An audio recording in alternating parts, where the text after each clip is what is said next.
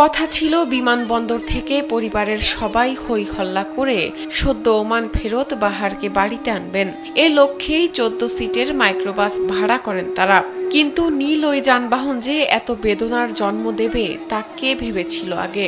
ফেরার পথে মাইক্রোবাসটি নিয়ন্ত্রণ হারিয়ে পড়ে যায় পার্শ্ববর্তী খালে। মুহূর্তেই ঘরে ফেরার আনন্দ পরিণত হয় অবর্ণনীয় শোকে।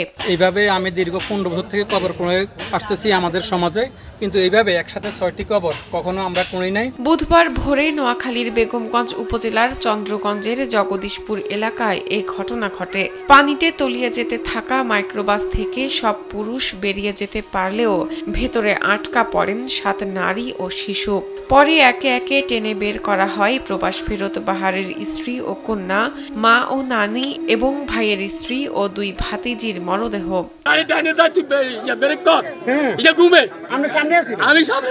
নিজে একটা ছোট ক্লাস আছে, আমি হাতে এটা খোলার পরে আমি নিজে বাইরে আসি। এখন আমার ওয়াইফে টানি, সে তার বাচ্চারে ধরে রাখছে। আমার বড় ভাবিরে টানি, সে তার বাচ্চারে ধরে রাখছে। মেজো ভাবি বাইরে এসে তার বাচ্চা ভিতরে রয়ে গেছে। আমার মারে টানতেছে, আমার মা তার মারে ধরে রাখছে, আমার নানুরে। বাস এই 6 জনটা আমি আর বাইর করতে পারি না, এরা আসেও নাই। বাস পানি যখন একটু হয়ে গেছে, পানি প্রেসার জোরে ছিল আর এরা বাইরে যেতে পারে না।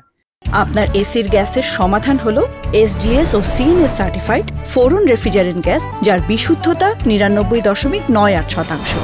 ফোরন, শান্তি যেখানে, নিঃশ্বাসে। বাহারউদ্দিন ছাড়া বেঁচে ফেরা যাত্রীরা হলেন প্রবাসীর বাবা আব্দুর রহিম, শ্বশুর ইস্কান্দার মির্জা, শ্যালক রিয়াজ ও ভাইয়ের স্ত্রী সুইটি এবং গাড়ি চালক রাজু। এই মৃত্যুর জন্য মাইক্রোবাস চালককে দুষছেন প্রবাসী বাহারউদ্দিন। তিনি জানান, ঘুমে আচ্ছন্ন ছিলেন চালক রাজু। তারা বলতেছে, তুমি আধা ঘন্টা ঘুমো, আমরা এই যাতে রেস্ট করবো, সমস্যা না, আধা ঘন্টা আমরা ঘুমো, আমার বহুত টাইম আছে, আমরা এখন কোনো বিমানে যাইতেছি না। সে বলতেছে না, আমি আস্তে আস্তে যাবো। তো তারা বলতেছি, তাহলে তুমি চা খাই আনো। বলতেছে আমি কফি খামো। আরো অনেক লইছে, তার পান লইছে, সে সিগারেট গেছে। সে খাওয়ার পরে তারপর তারা বলতেছি, তুমি রেস্ট করো আধা ঘন্টা। আমিও বলতেছি, আমার শ্বশুরও বলতেছে, আমার বাপও সামনে বইটা, আমার শ্বশুর এরাও বলতেছে। তাই সে গাড়ির ভিতরে চোখ কাটি ফেলা, আমার শ্বশুর 2-3 বার তারে উঠাইছে। একটা সামনের গ্লাসটা ভাঙছি, পিছের যে লক এগুলা কোন রকম খুলতে পারি না। মানে এটা খুলতে হইতো আস্তে ডাইনে তো টক্কা দি, এটা হলি যায় খালের মাঝে দিকে হারিয়ে গেছে। এরা চাবি দে, লক খুলি, মানুষ ভাগ্য বেচবো। খালে তীব্র স্রোত থাকায় দ্রুত গাড়িটি ডুবে যায়। গাড়িতে আটকা পড়া সদস্যরা প্রায় 3 ঘন্টা পানিতে ডুবে থাকার পর গাড়িটি উদ্ধার করা হয়। এই ঘটনায় প্রবাসী বাহারের বাড়িতে চলছে শোকের মাতম।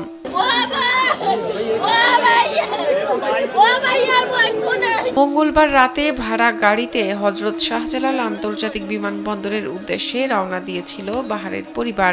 ভোরে নোয়াখালীর বেগমগঞ্জের চন্দ্রগঞ্জ পূর্ব বাজার চেয়ারম্যান বাড়ির সামনে মাইক্রোবাসটি নিয়ন্ত্রণ হারিয়ে ফেলে, তলিয়ে যায় রহমত খালি খালে।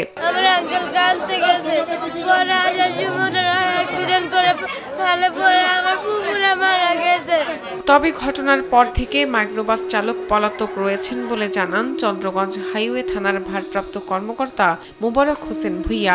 মাইক্রোবাস জব্দ করে নেওয়া হয়েছে থানায়। এয়ারপোর্টে রিসিভ করতে গিয়েছেন, তো ফেরার পথে ভোর 5:30 ঘটিকায় বেগমগঞ্জ থানাধীন, নোয়াখালী জেলার বেগমগঞ্জ থানাধীন চন্দ্রগঞ্জ পূর্ব বাজার জগদীশপুর নামক স্থানে হাইস গাড়ি, যেটাতে ওনার পরিবারের সকল সদস্য ছিলেন, 12 জন সদস্য ছিলেন, গাড়িটি নিয়ন্ত্রণ হারিয়ে পার্শ্ববর্তী খালে পড়ে যায়।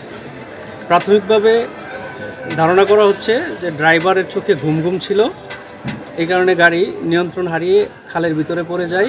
যদিও অ্যাক্সিডেন্টের ঘটনা, কিন্তু প্রাথমিকভাবে জানা যাচ্ছে যে ওনারা পানিতে ডুবে মারা গেছেন। শাহনাজ পারভিন, কালবেলা।